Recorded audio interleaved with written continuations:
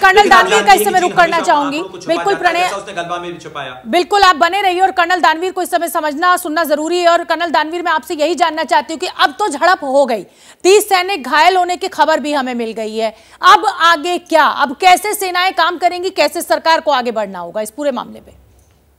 देखिए, सबसे पहले हमें ये समझना होगा कि भारतीय फौज जो है, क्योंकि ये तनातनी चल रही है, पूरी लाइन ऑफ एक्चुअल कंट्रोल के ऊपर फॉरवर्ड इलाकों में मौजूद है और वो कई सारे ऐसे इलाकों में मौजूद है जो चाइना अपने इलाके उसको क्लेम करता है। चाइना के ऊपर परेशानी ये थी कि पिछले 2 सालों से वो कोई नए तौर पर अपनी डोमिनेंस को दिखा नहीं पाया और ये डोमिनेंस तब दिखा रहा है जब भारत ने ये अनाउंस किया है कि पूरे लाइन ऑफ एक्चुअल कंट्रोल, जो अरुणाचल प्रदेश की लाइन ऑफ एक्चुअल कंट्रोल है, उसके पैरेलल 2000 करोड़ का एक रोड बनाया जाएगा जिसको मंजूरी दी गई है।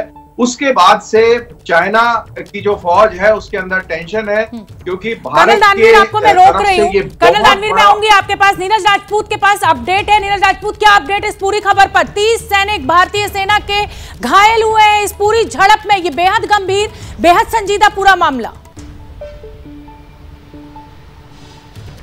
बिल्कुल शोभना, जो हमें अपने टॉप सोर्सेज से जानकारी मिली है उसके मुताबिक पूरी घटनाक्रम सामने आ चुका है। ये बात सही है कि जो तवांग सेक्टर में, अरुणाचल प्रदेश के तवांग सेक्टर में कई जगह पर ये झड़प हुई, भारत और चीन के सैनिकों के बीच में हुई, कई पोस्ट पर हुई, जिसमें ये माना जा रहा है कि 500 से 600 सैनिक जो थे चीनी सेना, PLA सेना के, वो आए थे यहाँ पर। हमला किया उन्होंने, पोस्ट पर किया और पेट्रोलिंग करने की कोशिश कर रहे थे। रात की घटना थी, दोनों देशों के सैनिकों में झड़प हुई, कोई फायरिंग नहीं हुई, लेकिन लड़ाई झगड़ा हुआ। ये बताया जा रहा है पत्थरों से भी एक दूसरे के ऊपर हमला किया गया है, जिसको लेकर दोनों देशों के सैनिकों के बीच में दोनों सेना के सैनिक जो हैं वो घायल हुए हैं। हालांकि भारतीय सेना के जो हमारे सोर्सेज हैं उन्होंने कहा कि माइनर इंजरीज हैं, कोई बड़ी इंजरी किसी को नहीं है, लेकिन चोटें जरूर आई हैं, जिनका इलाज जो है गुवाहाटी के मिलिट्री हॉस्पिटल में चल रहा है सैनिकों का। इसके अलावा दोनों देशों के जो मिलिट्री कमांडर्स हैं तवांग में, उनकी फ्लैग मीटिंग भी हुई है इस घटना के बाद। यानी 9 दिसंबर की रात की यह घटना है, यानी शुक्रवार की रात की ये घटना है।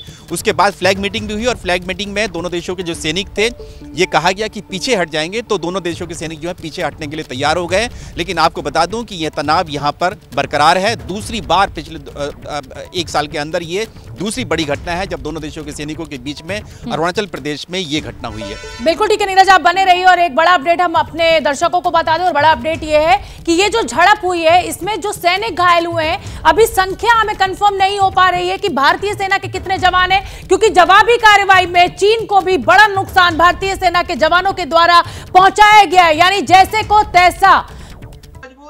क्या मजबूरी है मेरी, बताइए।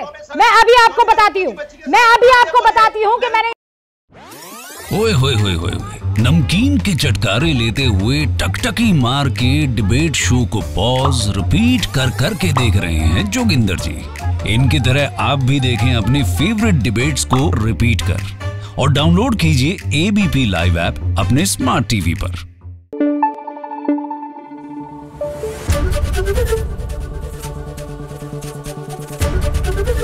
ABP न्यूज आपको रखे आगे।